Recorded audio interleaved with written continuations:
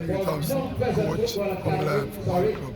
Yes, so Sir Oli Thompson, what's your thought on the government relaxing the curfew laws and Sir Desmond McKenzie, giving the okay that fans could attend the games? I mean, it's always good. I mean, football is entertainment. Pay by yourself sometime, think you're not really entertaining people.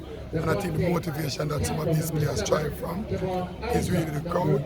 And it has affected us in a way. And it's good to see supporters in the stadium again.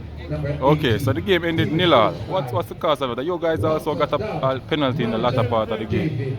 What's the feeling like? We can take some positive from that's the first game since the season began that we didn't concede any goal, and that's a plus for us. We couldn't would have loved to score the penalty. Vanzi is still the leader of the team. In terms of goal scoring, he's the leader. In terms of goal scoring last season, he's the team penalty taker.